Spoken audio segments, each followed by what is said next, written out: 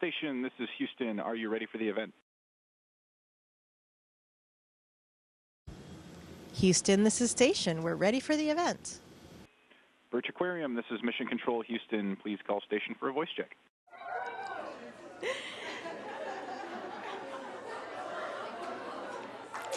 Station, this is Brooke Martell at the Birch Aquarium. How do you hear me? I have you loud and clear, Birch Aquarium. How do you hear us? Welcome to the International Space Station.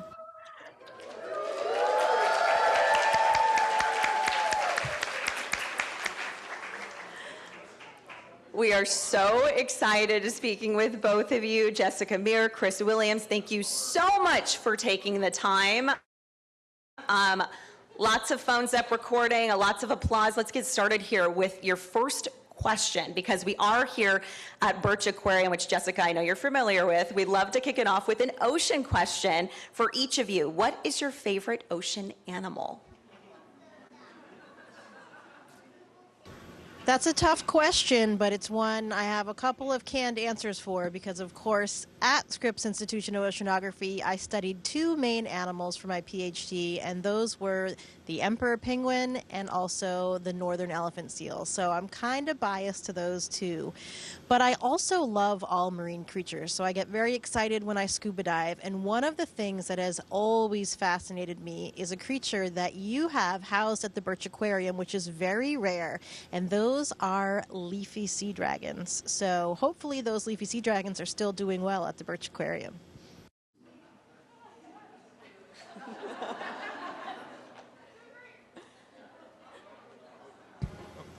That's a hard question. I have a hard time picking out one favorite. I would say I've always thought blue whales are really cool. I also really like coelacanths, just because they've been here since prehistoric times. I think that's really, really interesting. Wonderful. Thank you so much for sharing that. And we have this next question. This one is a two-parter. It comes from Tammy and Juliana. They asked if they wanted to become an astronaut today, what are some skills and qualities they would need, and what should they be studying in school? Thanks for the awesome question. I think the really cool thing about being an astronaut today is that there's not one path to get here. So, what should you study? Well, the main thing you should study is something that you love and that you're passionate about. You need some skills in science, technology, engineering, and math, but the people that do really well as astronauts are the people that are really passionate about something and that drives them to excel. The other really important thing is being a good teammate. We are incredibly fortunate to be part of a huge team that works together, and being a successful astronaut is all about working together and making the best out of each other as we work together.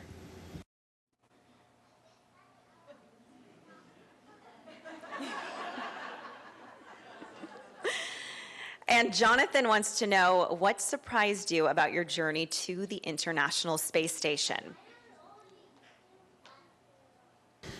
We spend years preparing for our missions, so there are a few things that really surprise us from the technical standpoint. We receive so much training on all of the hardware, all of the things that we'll be doing, like our space suits, the experimental hardware, how to fix the toilet.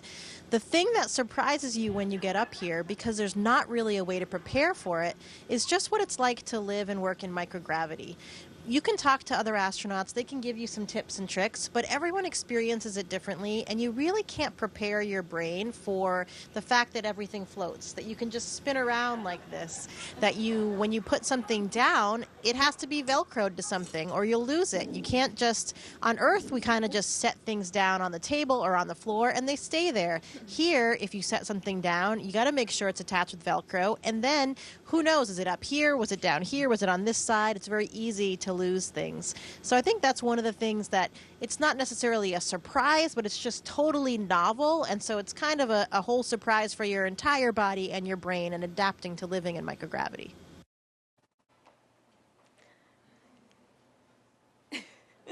And we'd like to hear both of your answers on this one. I think a lot of people might be wondering. Anna asked, were you scared to fly in space? Yeah, that's a tough question. I think like getting on a rocket and launching, everybody says, oh, that's got to be a scary experience. But we train so hard for that experience that, when you're sitting on top of the rocket, at least for me, it felt like I was in a simulation. I felt like I was seeing the displays, seeing the switches that I was used to. And maybe it was a little bit louder and there were a few different, G-force sensations. But, you've run through that so many times. I think the bigger challenge or the bigger thing that was tough for me is just being away from my family for such a long period of time. I have young kids and just, being worried about how they're growing up so fast while I'm up here on the space station. I think that's been the biggest challenge.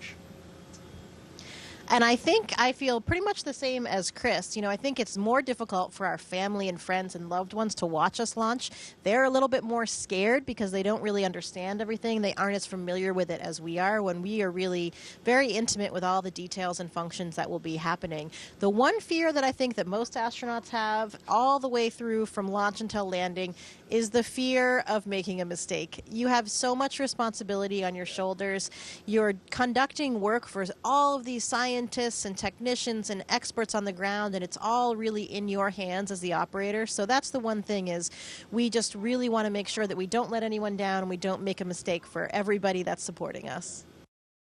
This next question comes from Emily. What type of biology experiments do you perform on the ISS, and what's the coolest one?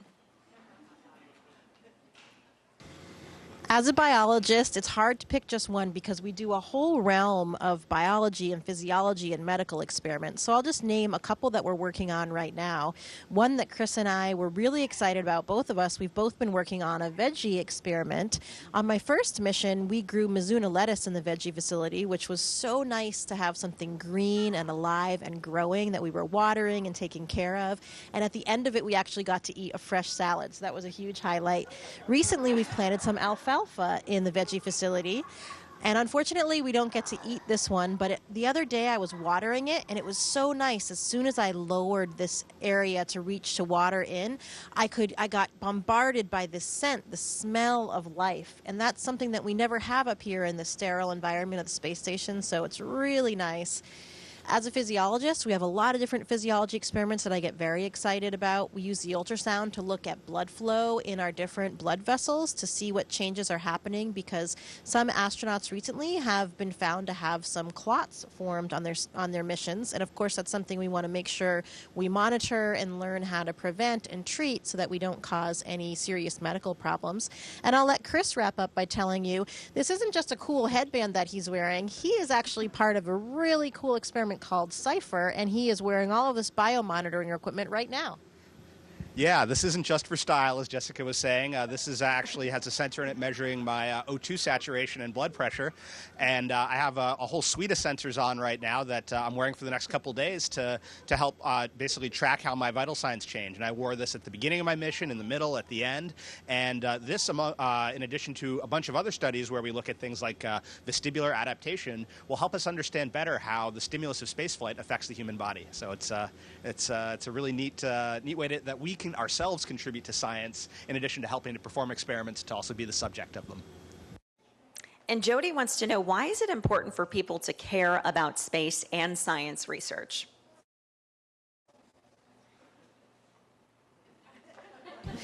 Yeah, that's a great question. I think there's a couple really good answers to that. I think one of them is that the research we do in space is pretty unique. As scientists, the way we try to approach problems is we try to break down and isolate different variables and how they affect systems. And in space, we can get away from the impact of gravity, and that has huge impacts in a variety of different things, not just on the human body like we were just talking about, but also in basic physics and looking at things like how crystals grow or how proteins form. And so by coming to space, we can do research that can really help us understand how things fundamentally work by taking out this one variable of gravity that is always there on Earth. I think spaceflight also is really important because it represents exploration and pushing the boundaries and frontiers. And the more we explore up here and the more we go up here, the more questions that we didn't even know to ask we can start to ask.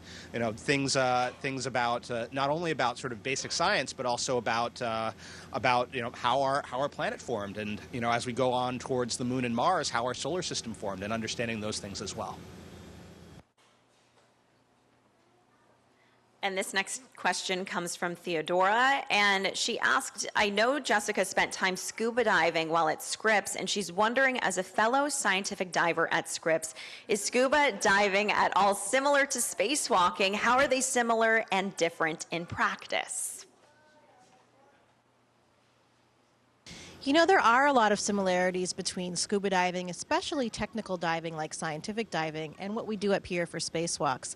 I remember when I was at Scripps going through the scientific diving program, I actually had already done some similar training, so I was there mostly to learn how to use a dry suit. I had never worn a dry suit before, and I was getting ready to do that in the Antarctic for studying the emperor penguins.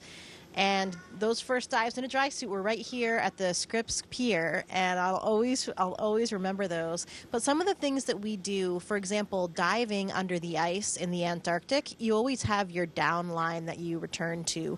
Some people use in different types of diving, people use different types of tether systems. We always want to make sure that we rely and trust and inspect our equipment 100%. You have to understand your equipment, you have to know how it works, you have to know how to inspect it and rely on it. And that's something that we do here as astronauts every day. When you're scuba diving, you have this life support system with your tanks and your regulator. When we're spacewalking, we have pretty much the same thing. It's called a PLIS, and it has our oxygen in the back. It has a CO2 scrubbing system, and so we understand how to use this hardware because we've trained in it a lot, and to recognize any signs if there are any problems. And we have some kind of memorized protocols and responses, just like you would for technical diving, so that you can enact this kind of safety protocol when you're in a challenging environment. So there are a lot of different things that apply to working with like technical equipment and systems. And honestly, I think some of that technical scuba diving that I did in the Antarctic actually helped me get this job, because I was able to speak about those types of things already from my previous experience, and that helped them understand, okay, she gets it. You know, maybe she'll be able to operate in this environment well and rely on her hardware and learn these complex new things. And I think that really helped me along the way. Caesar asked, what are some things you enjoy doing in your spare time when you are up in space? For me, I think my all-time favorite thing to do in my spare time is to look out the window. We have this wonderful cupola module that has basically a full hemisphere of windows that you can look down on the Earth. And we orbit the Earth 16 times a day. And so, you know, during our workday at any point, it might be night, it might be the daytime, and you could be over anywhere on the Earth. And so just floating up to the window, taking a look out and trying to take some pictures is my favorite pastime for sure. Leslie wants you to explain what it's like looking back at Earth from space, and what is your favorite or most interesting view of Earth from the ISS? Well, like Chris said, you can always find somebody in our free time in the cupola or at some of our other windows, because the view that we have is simply remarkable and extraordinary, and unlike no other perspective that you ever have when you're on the Earth. I think for me, you know, it fills me with this kind of awe and fascination. Of course, being a grad student at Scripps, I always was an avid environmentalist, and I understood so much about how important it was to protect our Earth, our planet, our atmosphere, our oceans. But I think that resonates even more loudly when you have this distinct privilege of looking down at the Earth from above. You have this feeling, you're filled with this immense feeling of how special, how fragile it is, that we need to protect it, and also how insignificant we truly are as humans when you look down at this one orb in all of its beauty in the scale of the cosmos and the black void of space around it. You also see how interconnected everything is. You see these land masses, you see these continuous oceans, and you realize that we as humans, even though we often point out our differences, and those cause us problems on the Earth, whether it's at a personal or at a national or at a worldwide level. But you realize when you look down from above that we truly are one, that we are all in this together on this one shared home planet. So that is a perspective that I wish that we could share with all the eyes of all of the humans. And in picking just one favorite view, it's really difficult because what I see, the beauty is so varied. You have this incredible palette of textures and colors that I didn't even know. I had no idea before my first mission that there were so many different types of sand dunes, different colors, different textures, different shapes and how they form. They're astoundingly beautiful in Africa and throughout the Middle East. The swirling currents that are always around the edges of the continents, right around Southern California where you are. You see these different colors. It looks like a watercolor, like somebody spilled some watercolors coming out. We passed frequently over the Patagonia ice fields. That's one of my favorites. Just yesterday, you see these glacial tongues coming down, and they're really, I mean, there's no bad view when you're looking out at the Earth from up here. And this next question comes from Alexis. If you could bring one thing to space that you aren't allowed to bring, what would it be?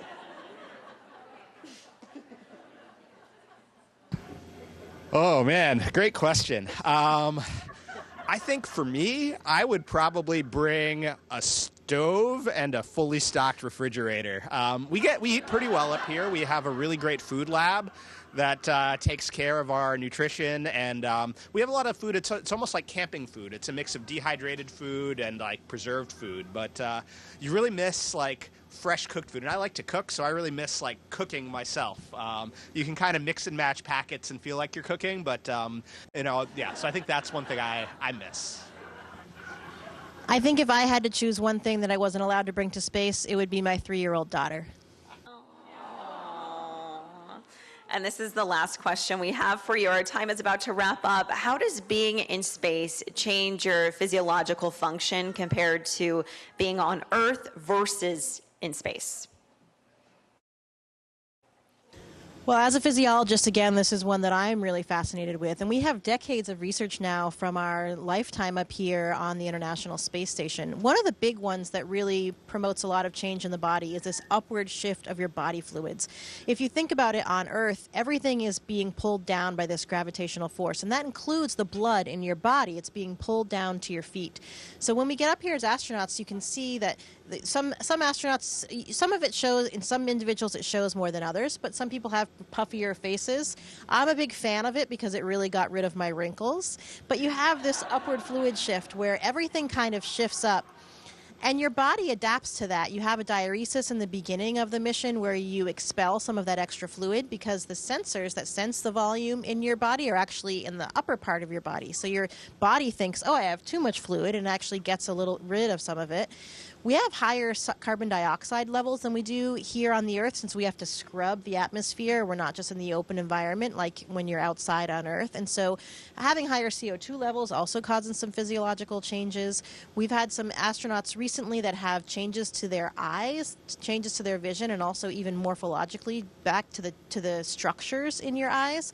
And so we're studying all these different things to make sure that we keep astronauts healthy and safe. And a lot of these things have to do with that upward fluid shift. We also receive a little bit more radiation up here, so that's something that we measure and keep tabs on because, of course, that can cause problems for humans in space. The immune system in the body is actually dysregulated in space. We have a lot of data on that now, and that's one is really still kind of a mystery of the mechanism of why that happens. I can tell you overall I'm much happier and less stressed in space, I think, than I am on Earth, but somehow your immune system still has this real dysregulation from the physiological stress that it feels. So you have this whole host of changes, but fortunately, because we've done research for decades now, we actually know quite a bit about them, but we're still learning more and more on every day and on every mission. Okay, we have time for one quick question. This is our final one. May wants to know, have either of you seen Project Hail Mary? And how do you view science fiction differently than normal people? I don't know if you can get movies up there in space. We, in fact, have both seen it. We got it uploaded for us and got to watch it. I will say, I think we all still think of ourselves as normal people. We're normal people who are getting to do something pretty extraordinary thanks to working as part of an incredible team. So I enjoy watching it just like anybody. I think we have a little insider knowledge, and we can say, oh, man, I wish it was that easy to throw on a spacesuit and go out on a spacewalk. It takes maybe 8 or 10 more hours than they tend to show in the movies to get out the door. But I still see it with the same fascination and wonder that I did before I had this job, and it's a lot of fun, and I think it's great. Dr. Meir, Dr. Williams, thank you so, so much for your time today from Birch Aquarium. So many people looking on, smiles, applauding. We really appreciate you taking the time. What a fascinating conversation. Thank you so much for the very interesting questions. We were so excited to be here with you today, and as you can see, I always have a little piece of scripts with me here on the International Space Station, and you are always in my heart. So please give my hello and my love and hugs to everyone down on the ground in La Jolla and at Scripps and at UCSD. Take care, and thank you very much.